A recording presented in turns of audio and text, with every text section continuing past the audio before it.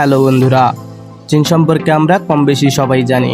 চীন কেবলমাত্র অদ্ভুত খাবার দাবার এবং পৃথিবীর সবথেকে বৃহত্তম জনসংখ্যার দেশই নয়, প্রযুক্তির দিক থেকে চীন সারা বিশ্বে কতটা এগিয়ে রয়েছে তা আপনারা কল্পনা করতে পারবেন না। আজ আমরা চীনের এমন কিছু আবিষ্কার দেখতে চলেছি যা কিনা দেখার পর আপনিও মনে করবেন কোনো সায়েন্স ফিকশন মুভি দেখতেছেন। তো স্বাগতম আপনাকে টেক যাত্রা আরও একটি নতুন এপিসোডে।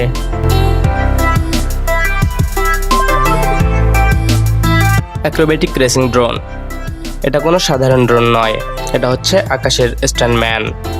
এই ড্রোন এমন কিছু করতে পারে যা দেখার পর আপনিও বলতে বাধ্য হবেন যে এটা কি আসলেই সম্ভব।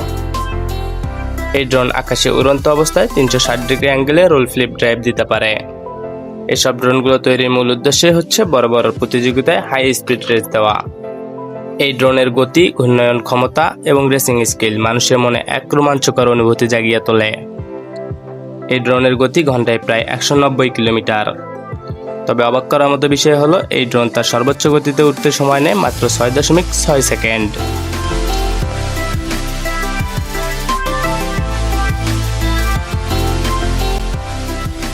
এক্সপ্যাং এরিয়ট মডুলার, এটা দেখে কি মনে হচ্ছে?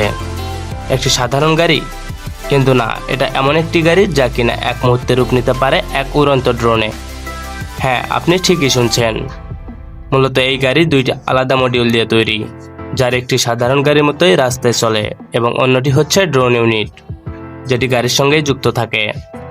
এর নির্মাতা কোম্পানির মতে এটি মূলত শহরের মধ্যকার কম দূরত্বের চলাচলের জন্য তৈরি করা হয়েছে, যেমন বাড়ি থেকে অফিস অথবা অফিস থেকে অন্য কোথাও।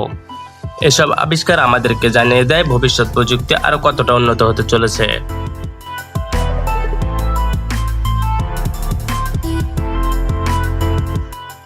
রোবট অ্যাট লাস্ট, এটা কোনো সাধারণ রোবট নয়, এটা মানুষের মতো চলাফেরা, দৌড়ানো এবং লাফালাফি সবকিছুই করতে পারে।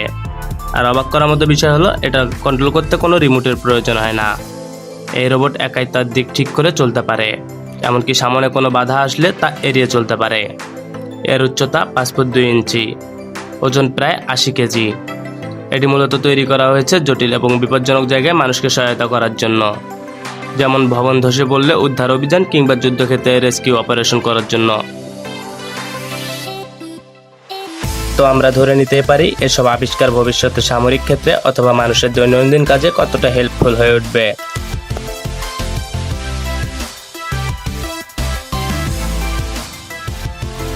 স্কাই ট্রেন, কল্পনা করুন আপনি এমন এক ট্রেনে বসে আছেন যা কিনা মাটিতে না বরং আকাশে ঝুলে আছে। চীন এবার সেই কল্পনাকে বাস্তবে রূপ দিয়েছে স্কাই ট্রেনের মাধ্যমে। এই ট্রেন একসঙ্গে 200 জন যাত্রী বহন করতে পারে এবং ছুটে চলে ঘন্টায় 60 কিলোমিটার গতিতে।